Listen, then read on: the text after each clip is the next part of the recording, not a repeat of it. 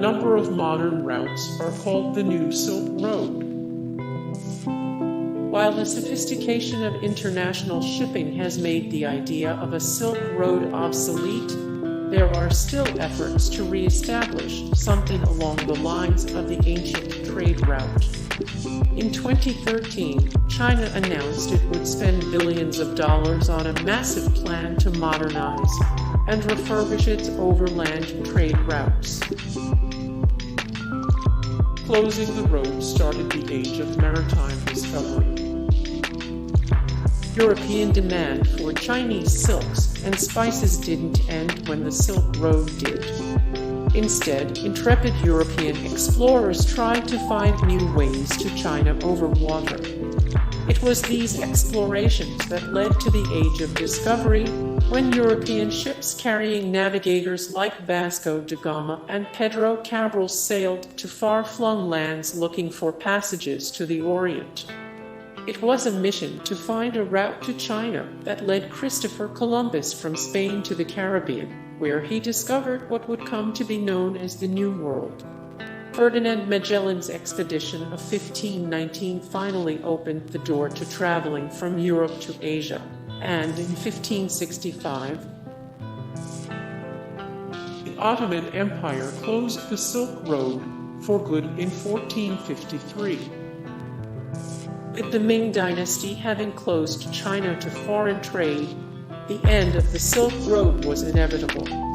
In 1453, the Ottoman Empire took Constantinople, the westernmost part of the road, and were as anti-Western as the Ming Dynasty was. They ended foreign trade and embargoed Western goods from coming in. The Silk Road was closed for good. Mongol rule led to widespread cultural exchange. Under the protection of the Mongols, ideas flowed across both lanes of the Silk Road. Roman Catholic missions were founded in India and China, and the Bible was translated into Mongolian. Unknown concepts like bills of exchange, deposit banking, and insurance were introduced to Europe during the Pax Mongolica. Islamic mathematics and science did as well, as did Chinese paper-making. The Mongol postal system, the Yam and law code, the Yasa also flourished along the road. But this golden age of the Silk Road couldn't last, and both political infighting and the Black Death split the already fragmented Mongol Empire apart. The plague killed untold Mongols, whose subjects then revolted against them. It also devastated China, and when the Ming Dynasty rose out of the ashes of Mongol rule, it closed China for 3 centuries. The Mongols revived and expanded the Silk Road. The Tang Dynasty fell in 907 CE, and the Silk Road came under the control of various local empires, declining in importance. When the Mongols conquered much of China in the 1200s, they re-established the road as a hub of transportation and trade. The Mongols controlled virtually all of Asia and Central Europe. As such, their territory went through a period of relative peace and prosperity as peoples in the different parts of the empire traded with each other. Caravans loaded with Chinese silk, pepper, ginger, cinnamon, and nutmeg came to the west. So did Indian muslin, cottons, precious stones, weapons, carpets, and leather goods from Iran. In the opposite direction, Europeans sent silver, fine cloth, horses, linens, and other goods to the Near and Far East. Some of the most important cities in history were along the Silk Road. The Bubonic plague traveled across the road. While the Silk Road allowed trade and cultural exchange between the East and the West, it also proved to be a conduit for disease. Likely the worst was the transmission of the Bubonic plague, also known as the Black Death. carried by rats and fleas that hitched rides with caravans. The plague spread rapidly when outbreaks began. One such outbreak is likely to have been the 541 CE plague of Justinian, which decimated the Byzantine Empire and massively reduced the population of Constantinople. Another outbreak of bubonic plague, much worse than the 541 outbreak, took place in the late 1300s, and again, it likely traveled along the Silk Road after originating on the Mongolian steppe. The road flourished under the Tang Dynasty. After the Byzantine Empire broke the Chinese silk monopoly, the Silk Road declined in importance for about 100 years. The Tang Dynasty reopened it and kept it open for several decades until it was again closed by conquering Tibetans. It opened again a few decades later, and then entered its greatest time of prosperity, staying open and under the control of the Tang Dynasty until well into the 1200s. Silk, spices, precious metals, art, clothing, gems, and artifacts traveled freely from east to west and back. China kept silk production methods secret. As silk was China's main export for centuries, they worked hard to keep it an industrial secret. Around 550 CE, the West had become aware that silk was not grown on Chinese trees, but was actually spun by silkworms. Once this became common knowledge, they continued to guard the process of harvesting the silk. The Byzantine Emperor Justinian, who was tired of paying the exorbitant prices the Chinese demanded for silk. Silk was incredibly controversial and popular in Rome. Chinese silk immediately became extremely popular among the wealthy elites of Rome. The demand for silk in Rome, Egypt, Greece, and the Levant became so high that China almost instantly gained enormous wealth in both money, valuable items from exporting it. Conservative Romans continued to denounce silk as decadent, immoral, and feminizing for men to wear. Regardless, expensive silk kept coming into Rome, valuable goods and gold kept going out. The Great Wall of China was built in part to protect the Silk Road.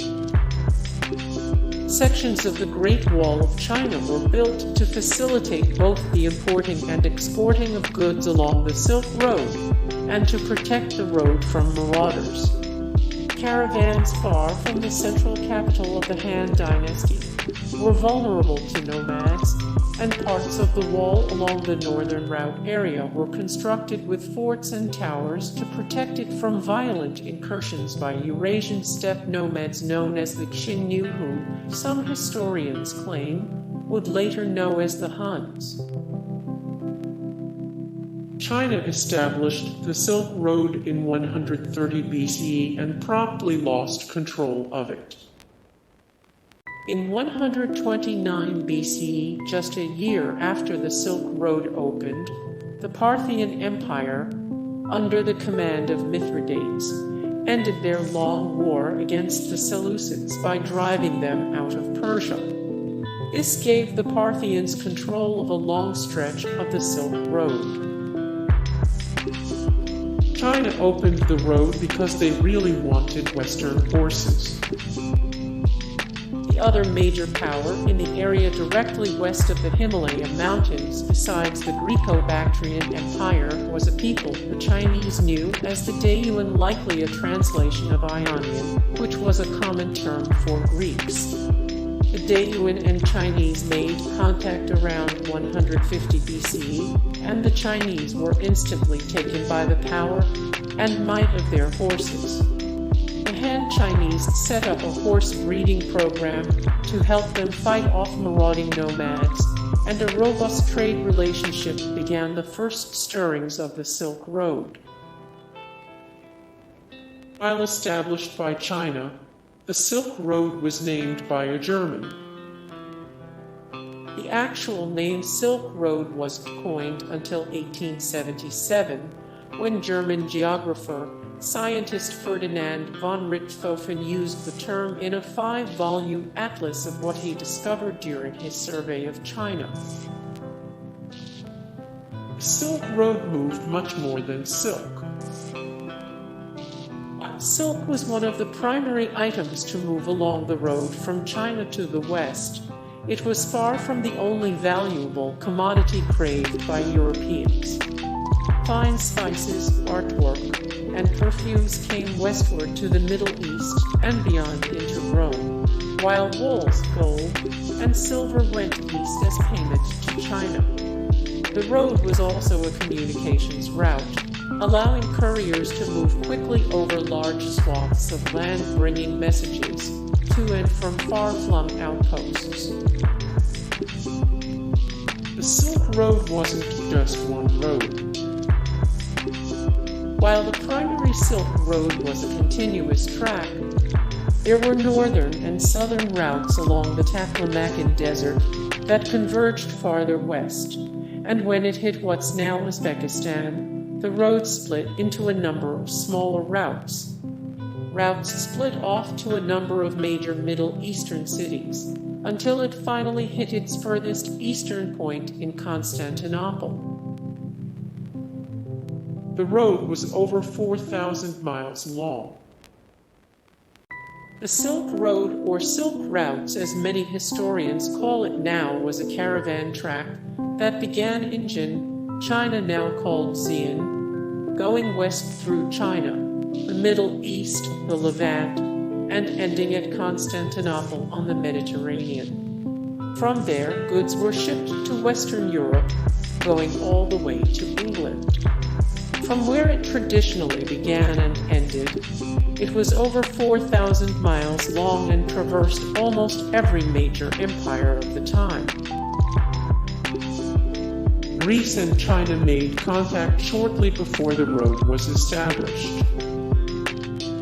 It's generally believed that first contact between China and Greece came around 200 BCE in the early days of the Han Dynasty. After conquering the Persians and beating King Darius Roman III, Alexander left behind many of his soldiers in the new city of Alexandria. Their descendants married the local population and established the Greco-Bactrian culture. Persian couriers were so good, they inspired the US Post Office. The couriers who delivered messages on the Royal Road were so efficient that they could travel almost 1,700 miles in 7 days on horseback.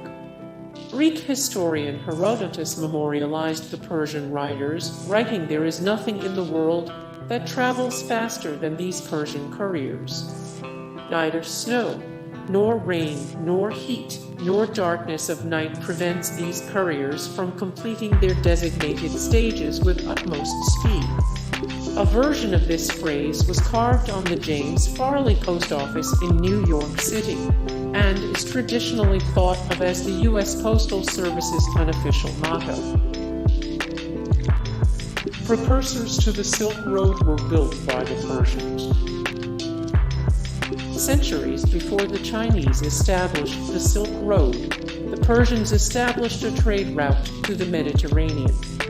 Built by Darius the Great of the Achaemenid Empire in the 5th century BCE, the Royal Road ran from the ancient city Susa in modern-day Iran to western edge of the empire in Sardis in modern Turkey. It allowed distant parts of the empire to trade and communicate with each other in a way nobody ever had until that point. Early Romans improved the infrastructure of the road, and a few elements of it still exist today.